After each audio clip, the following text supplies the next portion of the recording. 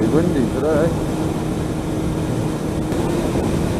I have no idea if you'll be able to hear me on this video, because all I can hear is a terrific amount of wind.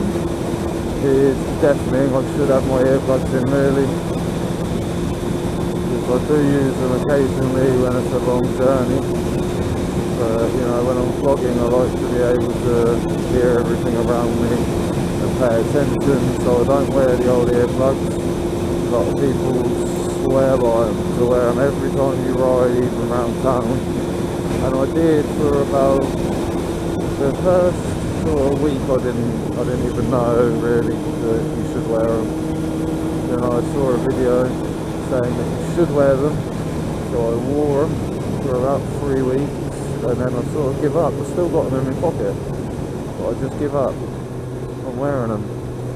Maybe some people can give me some suggestions on what you think. Should you or should you not wear earplugs when you're a rider? Obviously comments from non-riders are not going to be valid in my opinion. If you ride a bike and you ride fast, then you should know that about 70 miles an hour worth of speed equals about 100 decibels worth of wind. And when you sum it up like that, earplugs seem like the best idea, because 100 decibels of noise is hearing damage levels, and I don't want hearing damage. I'd rather be able to hear when I get older, not be deaf, because I rode a motorcycle when I was young. So, I don't know, maybe some people can give me some feedback on that. Also, gear. I wear all the gear all the time, as you should. I see a lot of people who don't, riding around.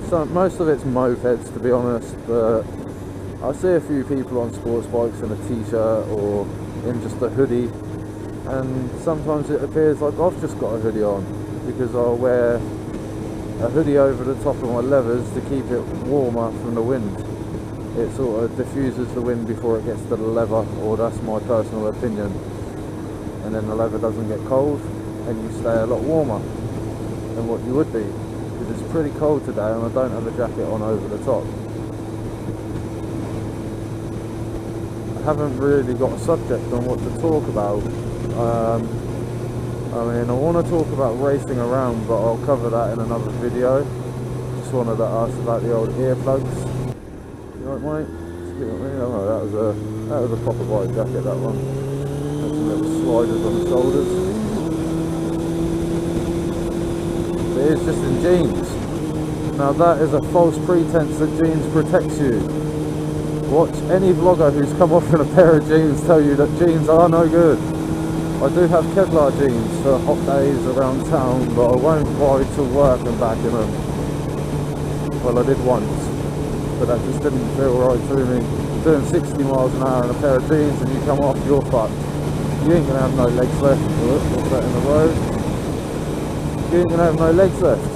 Common sense, jeans rated against the road for slidage is about not even a second, they're going to be ripped apart. Kevlar jeans do rip apart, but the Kevlar inside of them doesn't. Now there's a few videos where people have reviewed them and tested them, and they're pretty good, and I suggest to search and look for them to see the difference between a normal pair of jeans and Kevlar jeans, because Kevlar jeans do offer you some sort of protection. Obviously no amount of gear is going to protect you from an impact whatsoever. So no amount of protection is going to protect you from an impact. Too many riders lose their lives due to actual collisions. So it's not fair, but that's how it is. Sliding's not the issue unless you're in jeans and a t-shirt, and then you're going to end up with no skin left whatsoever. It's a pretty bad thought to come out with after a crash that could even just be at 30 miles an hour, and you could end up absolutely fucked up from it. I mean, if you hit something solid, nothing's going to save you. You are taking that impact on your body, and I mean, when you fall off, you got knee pads, you got elbow pads in your jacket and stuff, and back protector. They help, but only a little bit. I mean, if I fell off at 60 and hit my elbow into the floor, that little bit of foam, CE foam, is not going to help. That's going to damn hurt my elbow. And this is what squidders, I think they call them, or people who ride with no gear. They need to realise that riding with no gear is extremely dangerous. The tarmac's extremely abrasive, there's a lot of heat when you slide on it, and even in levers you can get burns through the lever even if the lever doesn't go through. So that's a big thing. You need to wear the protection, because if you don't, it's just your life you're going to ruin if you come off, and it might not even be your fault. Somebody could pull out on you, you could brake, you could come off, you could slide in your shorts and t-shirt. I know the weather's getting cold now and there's not really no need for wearing shorts and t-shirts no more, but if you did come off in shorts and t-shirts, you're going to mess yourself up. So all riders should wear all their gear all the time, and if you don't, at least obviously your helmets by law, you've got to wear, at least put a pair of gloves on. I mean, your hands, you put them down and you slide on your hands and you're not, there's no flesh there, it's just skin and bones almost. So sliding on your hands is not going to be fun with no gloves on. And yes, when I had my little moped that captivated me into riding, I rid in shorts and t-shirts half the time and hoodies, but I had a Gore-Tex jacket, and when I actually came off my moped both times, I was wearing that Gore-Tex jacket, a pair of jeans and trainers.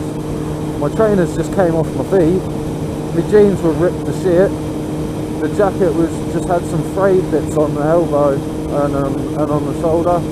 The helmet had scuffs all the way around it. I wish I still had it to show you, but I don't know what's happened to it. But it was a really funny helmet. I got it on sale because it was the last year stock, and it was a silver helmet, and it had the yellow and black Crash Dummy logos on it, and I'd only had it a week when I came off, and I did feel like a Crash Dummy, and I went flying. It wasn't fun. Like I say, my trainers came off, the bit of bone on the inside and outside of your ankles, both of them hit the floor at separate times, obviously, as I was rolling, and I skinned both of my ankles almost to the bone, and I skinned up my knees and my hips and all sorts. It was not enjoyable, and then the moped wouldn't start for ages, but yeah, I mean, it hurt for ages. So gear is very important to a motorcyclist. It is your second skin. You'd rather have your levers get eaten off of you than have your skin and your flesh eaten off of you down to your bone, because if you do happen to lose your skin and your flesh to such severity, you may even lose the limb, because they won't just be able to skin graft over it if there's nothing to put the skin graft on. Just bone, it's going to be horrendous. So gear is well worth the money, even if you never need it. You never come off, you might think I've wasted 300 quid on a jacket, but at the end of the day, that £300 jacket, if you do come off, is going to save you a lot of surgery and a lot of pain and difficulties. Same with the old leather bottoms. If you fuck up your legs really bad in a collision, or no, not a collision, in a crash, then you might not ever walk properly again. I cringe when people haven't got the right gear on, I really do. I think it's horrendous that someone could put their body in risk like that. So gear is close to me as one of the most important things on a bike, because that is your only line of defence in an accident, is the gear that you have on at the time. So much dead stuff on the road today. What is everyone slowing down for? Okay, buddy.